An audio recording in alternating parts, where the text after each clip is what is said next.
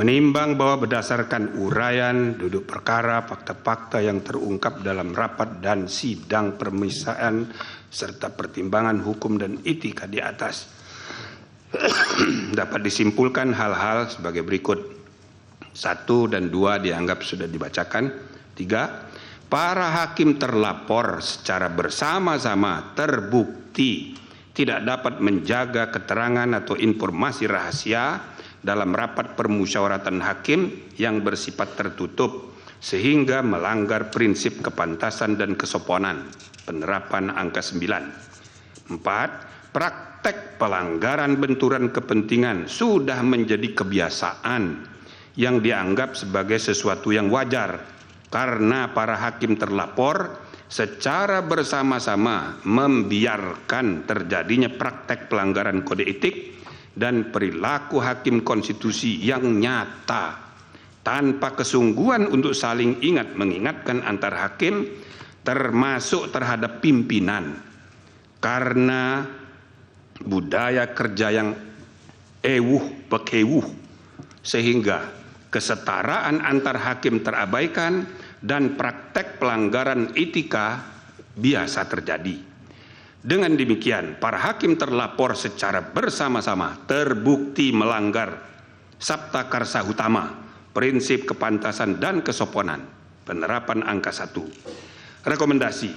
Menimbang bahwa dengan bertolak dari hal-hal serta fakta-fakta yang ditemukan selama berlangsungnya proses persidangan Majelis Kehormatan Mahkamah Konstitusi, Majelis Kehormatan memandang penting merekomendasikan hal-hal berikut. 1. Hakim konstitusi tidak boleh membiarkan kebiasaan praktek saling pengaruh mempengaruhi antar hakim dalam penentuan sikap dalam memeriksa, mengadili dan memutus suatu perkara yang menyebabkan independensi fungsional tiap-tiap hakim sebagai 9 pilar tegaknya konstitusi menjadi tidak kokoh dan pada gilirannya membuka peluang untuk terjadinya pelemahan terhadap independensi struktural kekuasaan kehakiman Mahkamah Konstitusi secara kelembagaan.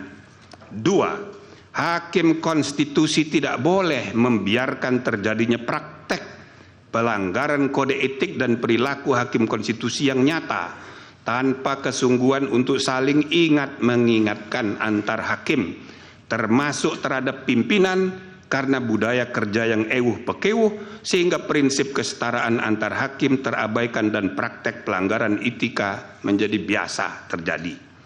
3. Hakim konstitusi harus menjaga iklim intelektual yang syarat dengan ide-ide dan prinsip-prinsip pencarian kebenaran dan keadilan konstitusional yang hidup berdasarkan nurani yang bersih dan akal sehat yang tulus untuk kepentingan bangsa dan negara, tercermin dalam penulisan pendapat-pendapat hukum dan dalam permusyawaratan dan perdebatan substantif di antara para hakim untuk menemukan kebenaran dan keadilan konstitusional yang hidup itu sebagaimana mestinya.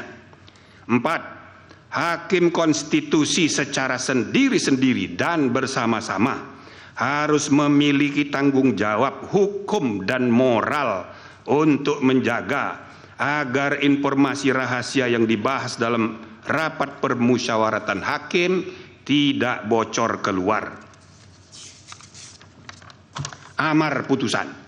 Mengingat Undang-Undang Nomor 24 Tahun 2003 tentang Mahkamah Konstitusi yang telah diubah terakhir dengan Undang-Undang Nomor 7 Tahun 2020 tentang perubahan ketiga atas Undang-Undang Nomor 24 Tahun 2003 tentang Mahkamah Konstitusi dan Peraturan Mahkamah Konstitusi Nomor 1 Tahun 2023 tentang Majelis Kehormatan Mahkamah Konstitusi memutuskan menyatakan 1. Para hakim terlapor secara bersama-sama terbukti melakukan pelanggaran terhadap kode etik dan perilaku hakim konstitusi sebagaimana tertuang dalam Sabta Karsa Utama, prinsip kepantasan dan kesopanan. 2. Menjatuhkan sanksi teguran lisan secara kolektif kepada para hakim terlapor. Demikian diputus dalam rapat Majelis Kehormatan oleh 3 anggota Majelis Kehormatan, yaitu Jimli As-Sidiki sebagai Ketua Merangkap Anggota, Wahiduddin Adam sebagai Sekretaris Merangkap Anggota, dan Bintan R. Saragih sebagai anggota pada hari Jumat tanggal 3 bulan November tahun 2023 dan hari Senin tanggal 6 bulan November tahun 2023, dan diucapkan dalam sidang pleno Majelis Kehormatan Mahkamah Konstitusi terbuka untuk umum pada hari Selasa tanggal 7 bulan November tahun 2023 selesai diucapkan jam 16.43 oleh 3 anggota Majelis Kehormatan Mahkamah Konstitusi, yaitu Jimli As-Sidiki sebagai Ketua Merangkap Anggota, Wahiduddin Adam sebagai Sekretaris Merangkap Anggota, dan Bintan R. Saragih sebagai anggota. Demikian ditandatangani.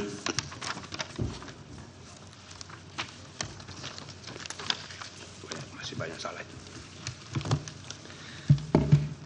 Baik, selanjutnya saudara-saudara, putusan kedua atau putusan nomor 3 MK garis miring L garis miring 11 garis miring 2023. Ini dengan hakim terlapor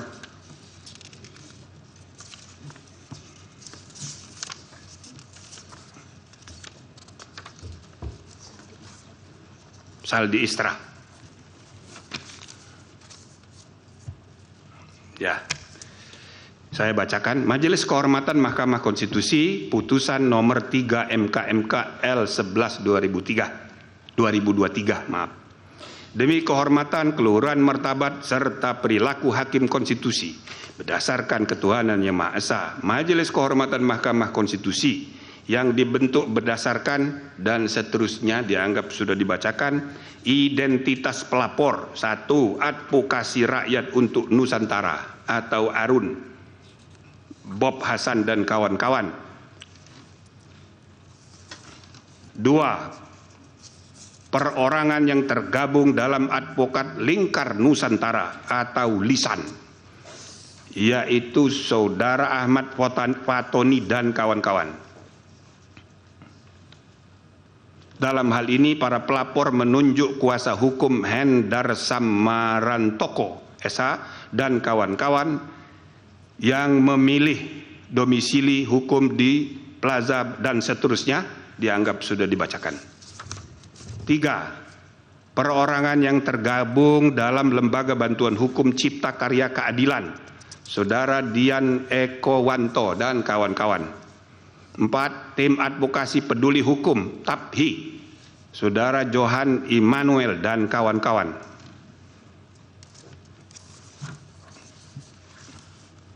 Mengajukan laporan terhadap identitas terlapor, nomor 2, nama Saldi Isra dan seterusnya, jabatan Wakil Ketua Mahkamah Konstitusi dan seterusnya. Selanjutnya disebut hakim terlapor. Membaca laporan para pelapor, mendengar keterangan para pelapor, memeriksa bukti-bukti para pelapor dan hakim terlapor, mendengarkan keterangan pembelaan hakim terlapor, mendengarkan keterangan para pihak dan saksi. Duduk perkara dianggap sudah dibacakan. Jelajahi cara baru mendapatkan informasi. Download Metro TV Extend sekarang.